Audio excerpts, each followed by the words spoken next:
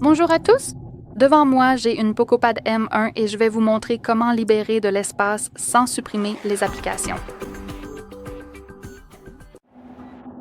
Alors, tout d'abord, ouvrons les paramètres, puis dans la section de gauche, faites défiler vers le bas et trouvez les applications.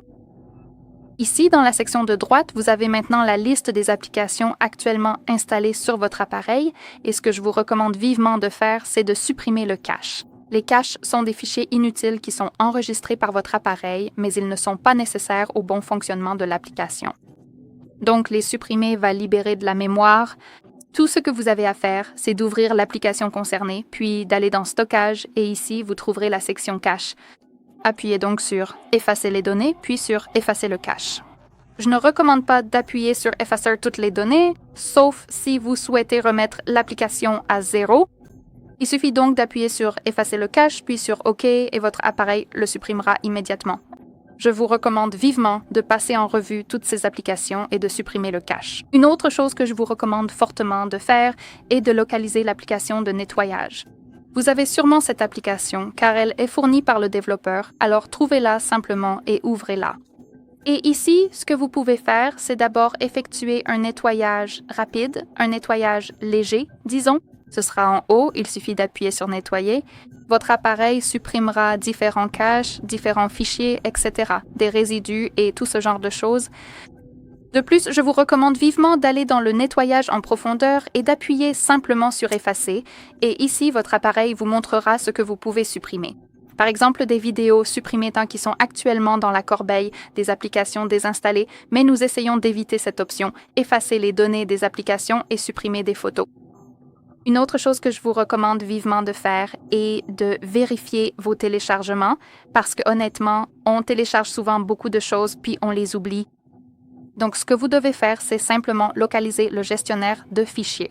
Peu importe si vous utilisez celui fourni par le développeur ou n'importe quel gestionnaire de fichiers tiers. Ouvrez-le simplement et accordez toutes les autorisations, bien sûr. Je veux dire, autorisez tout. Désolé. Pour cela, j'ai dû ajouter l'autorisation. Laissez-moi juste le faire rapidement et je reviens. Et ici, nous devrions avoir la section, le dossier qui s'appelle Téléchargement. Et il devrait se trouver quelque part ici, par exemple dans le stockage interne. Donc, appuyez simplement sur Stockage interne ici, puis appuyez sur Téléchargement.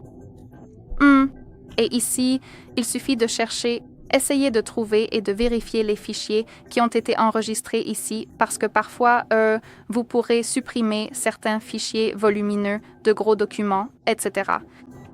Et enfin, la dernière chose que je recommande vivement de faire, c'est d'effectuer une sauvegarde.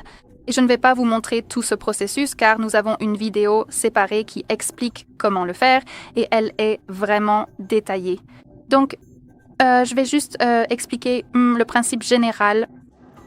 Grâce à la sauvegarde, vous pourrez enregistrer vos photos et vidéos dans un autre endroit, ce qui vous permettra d'y accéder si, par exemple, il y a un problème avec votre appareil, s'il a été volé, endommagé ou autre, vous pourrez toujours accéder à votre galerie, c'est-à-dire à vos photos et vidéos. Et grâce à cela, vous pourrez aussi les supprimer du stockage interne de votre appareil. Donc, vous n'aurez plus besoin de les garder dans le stockage interne et grâce à cela, vous pourrez libérer de la mémoire.